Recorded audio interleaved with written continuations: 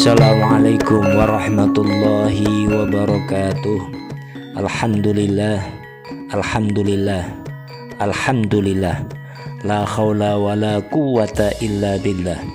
Allahumma sholli ala sayyidina wa habibina wa qudwatina wa syafi'ina nabiyyina Muhammad sallallahu alaihi wasallam wa ala alihi wa ashabihi ajmain. Di dalam kehidupan itu kadangkala ada olah raga, ada olah rasa, bahkan ada olah batin. Ketika orang bersinggungan dengan sifatnya jasmani, maka lukanya tidak begitu lama.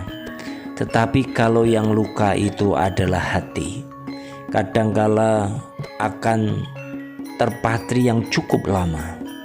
Bahkan ini kalau tidak disikapi akan menjadi penyakit psikologis, penyakit jiwa yang ada letupan-letupan dendam, letupan-letupan iri, letupan-letupan yang itu membuat pikiran, jiwa serta berdampak di dalam kehidupan. Maka itu sering terjadi ketika seseorang itu belum memaknai tentang bagaimana menjadi orang yang berbaik, orang yang senantiasa melapangkan hati dan melapangkan pikiran. Maka pada hari ini ada falsafah Jawa yang menarik untuk kita kaji dan kita bahas, kita kupas, yaitu datan serik lamun ketaman. Datan serik lamun ketaman ini mempunyai makna bahwa datan itu jangan ataupun tidak usah. Serik itu adalah dimaknai dendam ataupun marah yang berlarut-larut bahkan cukup lama, letupan-letupan dalam dirinya. Lamun itu jika atau apabila.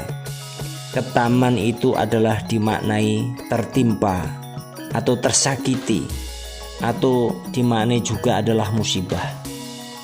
Maka secara makna bahwa yang disebut dengan datan serik lamun ketaman itu jangan menyimpan dendam jika dirimu disakiti ataupun diremehkan. Ini mengajarkan bahwa memaafkan, tidak balas dendam, tidak membalas kejahatan dengan kebencian sekalipun itu disakiti atau dirugikan oleh orang lain. Karena sebagaimana makna ini teman-teman, ada beberapa yang mempunyai dampak di dalam kehidupan. Datan serik lamun ketaman itu yang pertama membuat ketenangan jiwa dan hati itu lebih lapang. Kenapa? Karena dalam jiwa, dengan tidak menyimpan dendam, dengan tidak menyimpan iri, hati ini menjadi lapang. Tidak dipenuhi beban-beban yang sifatnya emosi, beban-beban yang sifatnya negatif seperti marah, sakit hati, atau rasa ingin membalas. Itu pun kadangkala sangat berbahaya dalam jiwa itu, sehingga akan mempunyai jiwa tenang bila seseorang itu memaknai ini, punya ketenangan jiwa dan hati yang lapang. Karena sesungguhnya balasan dendam itu seperti api yang membakar kayu. Jadi orang yang punya penyakit dendam itu seperti api yang membakar kayu. Kayu sebagus apapun kalau terbakar maka dia akan hilang begitu saja. Iyyakumul hasada fa innal hasada ya'kulul hasanata kama ta'kulun narul khatoba. Jauhkanlah dari perasaan iri, dendam. Sesungguhnya dendam, iri, hasad itu adalah penyakit seperti kayu yang terbakar oleh api. Maka ini punya dampak ketika orang memahami tentang falsafah ini. Jiwanya akan tenang, pribadi yang menenangkan bagi sekitarnya, tidak mudah terprovokasi ataupun tidak mudah tersulut konflik. Lingkungan sosial pun akan menjadi lebih harmonis. Ini dampak. Kemudian apalagi falsafah ini melatih keikhlasan dan kesabaran.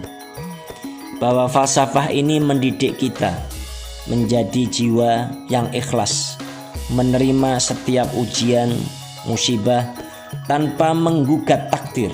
Kadangkala orang itu menggugat takdir, menggugat keadaan. Inilah kadangkala akan meruntuhkan pondasi yang ada di dalam jiwa kita, yaitu iman. Rasa sakit ini diubah menjadi ladang pahala dengan kesabaran dan pengendalian diri. Karena kesabaran itu adalah cahaya. Kemudian apalagi ketika orang memahami falsafah ini, menumbuhkan jiwa pemaaf dan rendah hati. Karena dengan tidak serik ataupun dengan tidak dendam, seseorang itu melatih diri untuk tidak merasa lebih benar.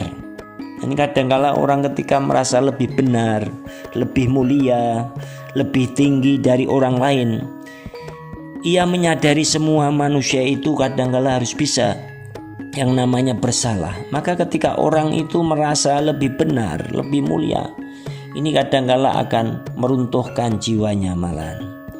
Sebab apa? Sebab di dalam kehidupan itu tidak ada manusia yang sempurna. Maka dikatakan oleh Nabi Muhammad SAW, wala takun jabbaron anidan wala takun faddan ghalido al-qalbi wa'fu amman dolamaka. Dan janganlah kamu menjadi orang yang sombong dan keras kepala. Jangan pula menjadi kasar dan berhati keras. Wala takun faddan ghalidul qalbi. Ini dimaknai jangan menjadi kasar dan keras hatinya. Fa'fu amman dolamaka, dan maafkanlah orang-orang yang telah menzalimimu. Ini mempunyai makna yang sangat besar di dalam kehidupan. Karena orang yang berjiwa besar itu adalah orang yang mampu melepaskan energi-energi negatif yang ada di dalam jiwa. Orang memaafkan itu kan orang yang melepas energi negatif. Sementara orang yang menyimpan dendam, itu letupan-letupan negatif akan berdampak pada pola pikir, bahkan berdampak pada jasmani. Orang sakit. Maka orang tua dulu tuh dengan istilah ojo kakian mikir-mikir banget, karena berdampak pada badan, berdampak pada kesehatan tubuh. Kemudian falsafah ini mempunyai makna juga, ada dampak yang positif, yaitu membangun yang namanya sosial yang penuh dengan kasih sayang dan anti balas dendam. Ini seseorang yang hidup dengan falsafah ini tidak akan membalas keburukan dengan keburukan, tetapi dengan kebaikan. Karena apa? Sebagaimana di dalam Al-Quran dalam surat Fussilat ayat 34, wala tastawil hasanatu wala sayyi'atu idfa billati hiya ahsan. Tidaklah sama antara kebaikan dan kejahatan. Balaslah kejahatan itu dengan yang lebih baik. Ini mempunyai makna yang dalam kehidupan. Artinya bahwa datan serik lamun ketaman. Ini pelajaran yang agung di dalam jiwa kita.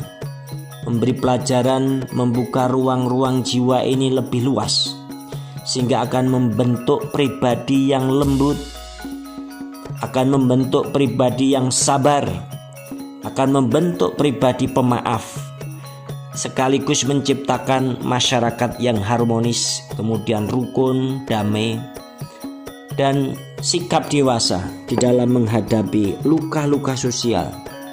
Karena kalau luka-luka sosial ini tanpa ada pengobatan diri kita sendiri, maka luka sosial ini akan berkepanjangan.